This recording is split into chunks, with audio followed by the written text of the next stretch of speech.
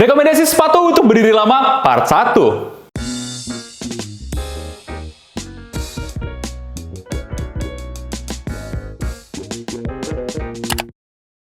Halo guys, Dimas di sini dan kali ini gue mau kasih rekomendasi yang udah lama kalian tunggu-tunggu. Ada gak sih bang sepatu untuk berdiri lama? Fun fact ya, 2 tahun kebelakang kita sudah mengetes berbagai macam sepatu dengan durasi berdiri 2 jam, 5 jam, bahkan sampai di atas 10 jam. Dan ini dia hasilnya, bakal kita masukin rekomendasi buat kalian di sini.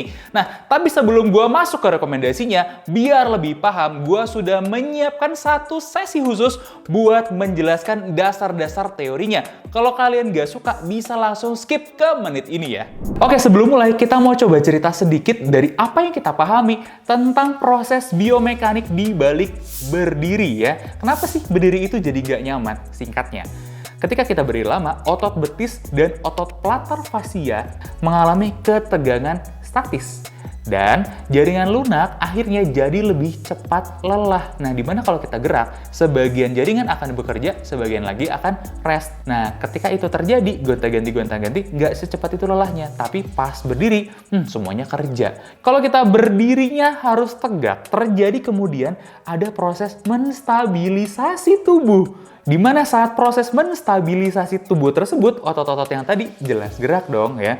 Nah, terkhusus mungkin kalau kita lihat di bagian plantar, ada traksi yang berubah. Apalagi kalau kita harus berdiri lama.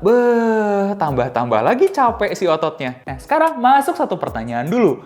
Bang, kalau gitu enak gak sih pakai sepatu empuk buat berdiri lama? Atau mungkin yang sering kalian tanyain, gue udah beli sepatu empuk merek tertentu. Katanya sih enak, tapi kok gue tetap pegel atau bahkan sakit ya kakinya? Sekarang gue jawab, ternyata si sol empuk itu justru membuat stabilisasi otot-otot yang terkait postural tadi ya, kerjanya lebih keras. Karena apa? Karena sepatu tersebut tidak membantu menstabilisasi tubuh gitu ya. Justru ketika midsolnya empuk, otot itu harus kerja lebih keras lagi untuk menstabilisasi. Lebih keras lagi kerjanya, apalagi berdiri lama, lebih capek lagi. Nah, kalau sekarang kita bahas tentang si empuk-empukan nih ya, ternyata sendi sama si otot ini ya, awal kita berdiri, dia kan menerima bebannya ya kecil dulu ya. Tapi kan lama-lama semua ototnya ini aktif, kerja keras, loadnya makin lama makin berat gitu ya. Mereka juga ternyata harus menangani micro movement sendiri. Nah, kebayang sekarang sepatu yang empuk tadi itu membuat lebih banyak adjustment-nya, micro movement-nya sedikit lebih banyak. Aduh. Nah, inilah kemudian menjadi micro muscle fatigue yang terasa kayak pegel-pegel di bagian betis atau beberapa otot-otot gerak lainnya. So, itu dia pengetahuan dasarnya. Terus muncul pertanyaan, loh kalau gitu sepatu empuk gak cocok dong bang buat berdiri lama? Eits, tunggu dulu. Ada beberapa hal yang harus diperhatiin. Dan gue mau sedikit menjelaskan beberapa hal yang akhirnya kita pertimbangkan dan teliti sama alasannya ketika memilih rekomendasi sepatu ini. Oke, gue akan mulai dulu ya. Kategori pertama, kita ngomongin midsole hardness atau keempukannya ya. Dimana kita target idealnya itu nggak boleh terlalu empuk. Cara ngeceknya gimana bang? Oke, lu pakai jari, tekan midsole-nya kurang lebih 3-4 detik, tarik. Dia harus bisa balik atau bounce back dengan cepat. Karena kalau tekanan lama balik, artinya dia terlalu empuk. Dan kalau bahkan kita nekannya aja keras, susah, artinya dia terlalu keras. Kayak gitulah kurang lebih ya. Yang kedua, ketika kita ngelihat lebar solnya, kita juga harus perhatiin nih, si sepatu untuk berdiri ini harus punya lebar sol yang lebih lebar daripada uppernya.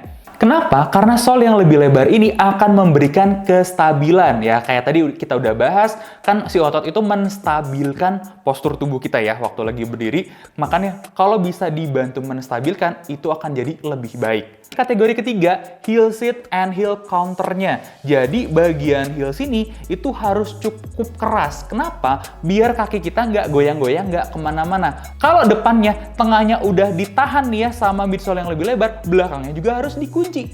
Biar nggak lari ke sana kemari. Dan itu kerja ototnya jadi lebih ringan. Tapi gini teman-teman, harus kalian cek juga. Jangan sampai terlalu kaku. sampai-sampai kencang banget di sini, itu nggak boleh juga. Karena justru tidak nyaman, dan jangan sampai juga bagian heel-nya ini justru terlalu ambles. Kadang-kadang ada ya, yang heel-nya malah terlalu ambles karena saking empuknya, itu juga nggak cocok. Nomor 4, torsional rigidity-nya harus baik. Kalian pelintir-pelintir tuh sepatunya ya di tengah-tengah kayak gini. Karena kalau kalian pelintir dan jadinya lembek, nanti berdiri kalian akan jauh lebih capek. Ya balik ke tadi lagi, ototnya berusaha menstabilkan. Sedangkan kalau kaku berarti dia good ya. Yang kelima yaitu dia harus bisa nekuk dengan baik di bagian midfoot. Kenapa? Karena selain kalian berdiri kan tetap harus jalan juga. Kalau terlalu kaku, jadi misalnya udah kita pelintir, ini kaku di tengah, di depannya juga kaku. Mau geraknya gimana bos? Itu aja mungkin tambahannya ya.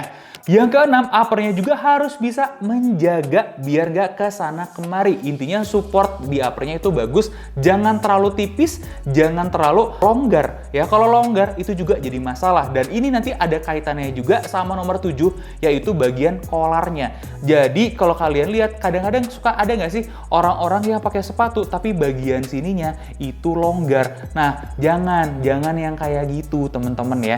Terakhir dicek juga heel to drop-nya. Dimana ternyata nih ya, kalau kita ngomongin heel to drop, nggak berarti 0 itu baik loh. Dimana kalau kita menemukan ternyata 0 sampai 4 mm heel to drop-nya ini terlalu flat ya, dan ada beban di otot Achilles sama bagian betisnya kemungkinan akan ketarik terus. Kalau bisa agak ditinggiin lah ya, sekitar 8 sampai 10, 12 nggak apa-apa, karena di sini adalah sekitar zona optimal ya, nggak terlalu kerasa flat ya. Dengan kondisi drop segini, beberapa kondisi otot yang gue sebutkan tadi jadinya cukup tersupport ya. Lebih dari itu tidak gue rekomendasikan. Ya mungkin catatan lah ya, kalau masih sedikit lah di atas 12 masih bisa, terutama mungkin buat orang-orang yang agak besar gitu ya. Tapi kalau udah sangat tinggi sekali di atas 16 mm, wah jangan deh, skip aja gitu teman-teman ya. Nah kayak gitu teman-teman, langsung aja kita sekarang masuk ke rekomendasinya. Rekomendasi sepatu berdiri lama under 2 juta adalah nggak ada, tapi gue punya honorable mention namanya Kompas Tribun. Bukan yang paling nyaman, tapi dia punya cushion itu cukup, fitting-fittingnya di area ball sampai ke bagian heel itu juga sudah sesuai, torsional rigidity juga sudah cukup baik.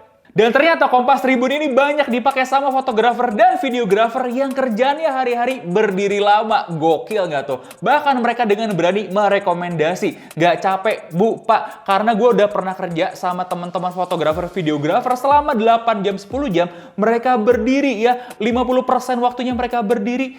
Aman banget katanya. Gokil nggak tuh Kompas Tribun? Goks ya, honorable mention. Oke, sebelum next recommendation, gue harus kasih disclaimer dulu sama kalian. Untuk dapat sepatu berdiri yang beneran proper dan enak, siap-siapin dompet kalian, rekening kalian, karena ini semuanya tidak murah. Nah, kita mulai dari rekomendasi pertama gue, yaitu adalah Zoom Vomero 5 ya. Ini adalah yang paling empuk dan paling ringan di rekomendasi kita ya. Kenapa? Kita temukan ternyata dari segi cushion ya, midsole hardness-nya ini sudah di range yang cukup. Kemudian alasan kedua adalah support-supportnya. Kemudian alasan ketiga, torsional rigidity-nya itu semuanya cukup. Bahkan kalian bisa lihat plat di bagian luarnya yang ini membantu torsional rigidity-nya menjadi lebih baik. Dan keseluruhan anatomi sepatunya bisa membantu support otot-otot kaki kalian jadinya nggak terlalu capek untuk berdiri lama. Dan ini pun sudah kita tes di rumah sakit, di mana salah satu tim kita, ibunya adalah nakes yang kerja di rumah sakit ya, berjam-jam. Kita coba tes ke beliau, ternyata hasilnya aman banget. Jadi gue rekomen untuk yang cari empuk-empukan dan ringan, ada di Nike Zoom Vomero 5. Honorable mention lagi buat sepatu berdiri enak. Kali ini On Cloud Monster ya, kalau bisa versi pertama. Kenapa? Karena kita temukan ya, midsole hardness-nya dia cukup, jadi nggak terlalu empuk dan lebih stabil jadinya ya. Dengan bantuan ada plate juga di dalamnya, ini membantu kestabilannya dengan baik.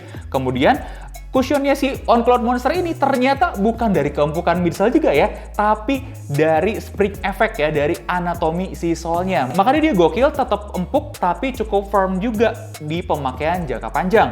Kemudian kita ngeliat juga torsional rigidity baik karena ada plate-nya juga ya, jelas di tengah-tengah. Kemudian midsole-nya ternyata dapat mengurangi peak plantar pressure, dan bagian heel-nya itu ada support-support yang cukup ada di situ ya. Dan kita bisa ngeliat juga upper-nya punya support yang cukup. Kenapa cuman honorable mention bang? Apa kurangnya? Karena kalau kalian lihat bagian jari depan kalian akan jadi kayak gini ya. Itu aja. Oke, next rekomendasi gue untuk sepatu enak berdiri lama adalah Asics Gel NYC. Dan ini lagi banyak banget yang cari sekarang ya. Kenapa? Karena kita temukan midsole hardness-nya ini cukup pas dan ini nggak bikin otot kita kerja keras loh ya. Dan kaki nggak perlu stabilitas lagi karena udah dibantu distabilin sama si anatomi sepatu ini, terutama di bagian solnya ya. Kemudian ditambah torsional rigidity-nya dia bagus tuh ya sebagai support. Lo lihat nih masih ada plate-nya juga dan kalian lihat gimana kita pelintir-pelintir.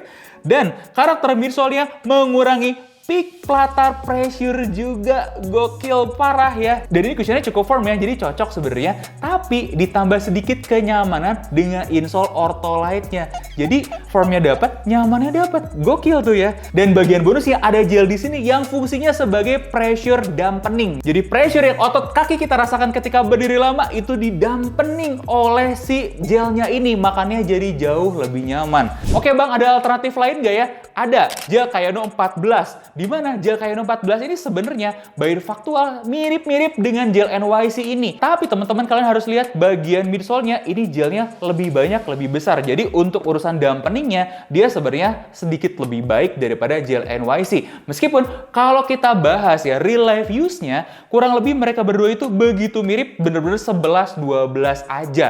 Jadi dua sepatu ini adalah sepatu yang sangat gue rekomend untuk berdiri lama di harga kurang lebih 2 jutaan. Ya, kalau nggak dapet Kayano 14, carilah gel NYC.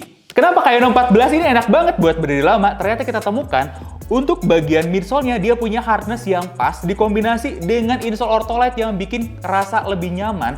Udah gitu, dengan kondisi kayak begitu tuh ya, otot kaki tuh kerjanya nggak terlalu berat. Soalnya ditambah support dan torsional rigidity yang begitu baik. Belum lagi locking bagian belakangnya, ini bagus banget. Oke, dua tadi kan stickers ya. Ada lagi nggak sih alternatif lainnya yang bisa buat segala hal atau segala medan? Jawabannya ada. Gue menominasikan dua sepatu lain, yaitu gel Kayano 31 dan 32. Wah, kenapa nih? Karena gini teman-teman, kalian tadi mungkin udah denger ya, kebanyakan kita rekomendasi ada urusannya dengan kestabilan dan support, yang artinya ini masuk ke ranahnya sepatu support dan stability, dan FYI aja, Kayano 14 pun sudah masuk ke kategori tersebut. Nah, gue akan cerita sedikit tentang gel Kayano 31 dan 32 ya, dimana dari yang kita dapatkan karakter midsole-nya ini mengurangi peak plantar pressure juga, dan supportnya di cup juga lebih bagus daripada beberapa yang lain. Bahkan lebih bagus daripada dua yang sudah kita sebutkan di sini ya. Ternyata sepatu stability itu juga bagus untuk berdiri berkat platform stability-nya. Kalian tahu sendiri, dua sepatu ini punya yang namanya 4D guidance system. Dan sekarang kalau kita cari di market, susah banget tuh cari saingannya yang 4D guidance system itu yang bisa membantu kestabilan dan support untuk kaki kita gitu kan ya. Kemudian sepatu ini juga memenuhi kaidah-kaidah yang lain, yaitu base-nya yang lebar. Jelas ya, bahkan kalau kita lihat lagi, ini dua sepatu ini si bagian midsole-nya itu lebih lebar kalau dibandingkan juga dengan Kayano 14 gel NYC gitu ya. Makanya dia lebih stabil dan tidak goyang kesana kemari. Dan kalau kalian tahu, FF Blast Plus yang ada di dua sepatu ini adalah upgrade dari EVA yang sudah pernah digunakan Asics tahun-tahun sebelumnya. Lebih baik daripada yang dipakai di Kayano 14 ya. Jadi ini adalah salah satu peak inovasinya Asics gitu ya di bidang persepatuan kalau gue boleh bilang. Dan lebih gilanya lagi dikombinasi dengan gel yang performanya jelas lebih baik lagi dari Kayano 14 dan gel NYC ini. Kenapa gue rekomendasi Kayano 31 dan 32 buat sepatu berdiri lama? Karena dari semua anatomi sepatunya itu nggak ada yang salah, udah bener, dan semua supportnya, semua kestabilannya itu bagus, membuat otot-otot kita kerja dengan lebih ringan.